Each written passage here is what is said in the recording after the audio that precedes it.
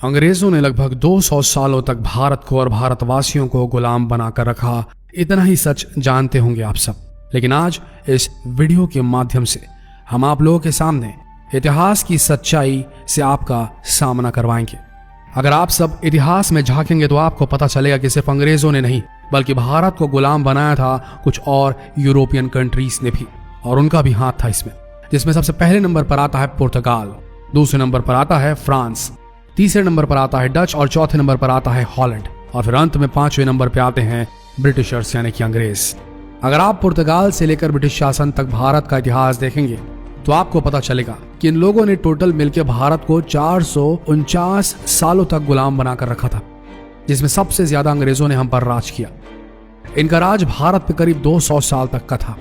ये सब बातें जानकर कभी न कभी कहीं न कहीं आपके मन में तो ये सवाल जरूर आया होगा कि ऐसा क्या कारण था कि हमारे देश को गुलामी करनी पड़ रही थी, और ये किसकी वजह से हुआ, कब हुआ, कैसे हुआ, और कौन वो पहला लुटेरा था जिसकी बुरी नजर भारत पे पड़ी।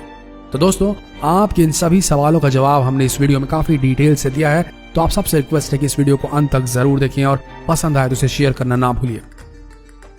समुद्र के रास्ते होते हुए यूरोप से भारत तक का रास्ता तलाशने वाले पहले इंसान का नाम है वास्को द गामा, और आपको बता दें यही वह पहला लुटेरा है जिसकी बुरी नजर भारत पर पड़ी थी। इसकी वजह से भारत को यूरोपियन देशों की गुलामी करनी पड़ी थी। आज से लगभग 450 साल पहले वास्को ड गामा भारत आया था। यह आया तो था व्यापार के मकसद से, लेकिन उसके मन में कुछ और ही चल रहा था। इतिहासकारों की साजिश की वजह से आज भी हम लोगों को यही पढ़ाया जाता है कि सन 1498 में मई के महीने में 20 तारीख को वास्को ड गामा ने भारत की खोज की थी, जो कि गलत है। भारत देश तो इसके आने से हजारों साल पहले ही था। अब एक बड़ा सवाल, वास्को ड गामा कौन था? 15वीं शताब्दी का जो यूरोप था उसमें दो बहुत ताकतवर देश हुआ करते थे। पहला था पुर्तगाल और दूसरा था स्पेन। वास्को ड गामा जो था वो पुर्तगाल का माफिया किंग था, और वास्को ड गामा के जैसा ही दूसरा लुटेरा और डॉन भी था जिसका नाम था कोलंबस, और वो स्पेन का था। अब इन दोनों की मिली जुली साजिश के तहत एक ही वक्त पे कोलंबस गया था अमेरिका को लूटने, और भारत को लूटने के लिए वास्को ड गामा भारत आया था। वास्को ड गामा भारत में पहली बार कालीकट में आया था। कालीकट ये जगह अभी के केरला राज्य में पड़ती। तो पहले उसने एक साजिश के तहत कालीकट के उस वक्त के राजा से दोस्ती की। जैसे जैसे वक्त गुजरता चला गया इन दोनों की दोस्ती और गहरी होती चली गई। कालीकट के राजा जमोरिन ने वास्को ड गामा को अपने राज दरबार में एक अहम मंत्री का दर्जा तक दे दिया, लेकिन वक्त खुद कुछ और ही मंजूर था। एक दिन वास्को ड गामा ने साजिश करके जमोरिन को मारकर उसकी गद्दी छीन ली और खुद कालीकट का राजा बन गया। राजा बनने के बाद उसने राजकोष को लूटना शुरू किया। अब आपको बता दें कि राजकोष उसे कहते हैं जहां पर राज्य भर का खजाना रखा जाता था। आप सभी लोग चौंक जाएंगे कि ये जानकर कि जब वास्को ड गामा पहली बार भारत को लूटकर पुर्तगाल वापस जा रहा था तो उसके पास करीब 7 समुद्री जहाज भर के सोने की अशर्फियां थी। सोने की अशर्फियां यानी कि सोने के बड़े बड़े सिक्के। अगर आप अभी हैरान हुए तो और भी हैरान हो जाएंगे जब ये जानेंगे कि ये दूसरी बार भी भारत आता है, और जब दूसरी बार यहां से लूट कर जाने लगता है तो उसके पास करीब 11 से 12 जहाज भर करके सोने की अशर्फियां थी। और जब ये लुटेरा तीसरी बार भारत आता है तो उसके पास करीब 22 जहाज भरकर सोने की अशर्फियां भारत से पुर्तगाल ले जाने लायक हो गए थे। तीन बार भारत को लूटने के बाद इसके अंदर चैन नहीं था इस शख्स के अंदर। ये चौथी बार भी भारत आता है, लेकिन रास्ते में किसी और दूसरे लुटेरे ने इसकी हत्या कर दी थी।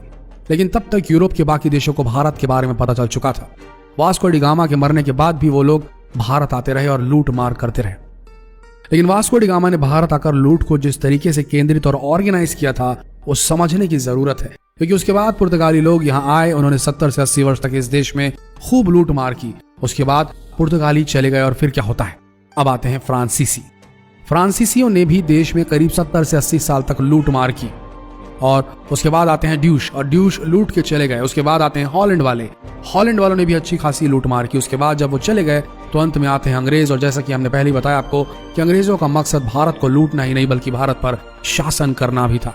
24 अगस्त 1608 को व्यापार के उद्देश्य से भारत के सूरत बंदरगाह पर अंग्रेजों का पहला आगमन हुआ था, और फिर इन्हें टैक्स ना देना पड़े इसकी वजह से उन्होंने एक एक करके शहरों पर कब्जा करना शुरू कर दिया। अंग्रेजों के करीब 139 साल लग गए पूरे देश में कब्जा करने के लिए। साल 1757 ये वो साल था जब भारत पूरी तरीके से अंग्रेजों का गुलाम बन चुका था।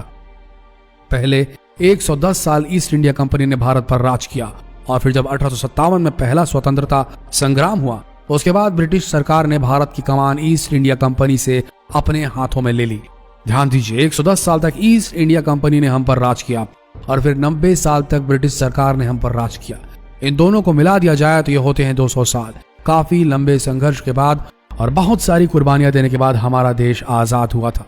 दोस्तों, ये वो सच्चाई है जिसे आज तक आपके सामने बहुत ही कम लोगों ने रखा होगा। आशा करते हैं इस वीडियो से आप सबको कुछ नया जानने को मिला होगा। जितना हो सके इस जानकारी को देश भर में फैलाएं। मिलते हैं अगले दिलचस्प वीडियो में, तब तक के लिए बने रहिए हमारे इस पेज के साथ। धन्यवाद।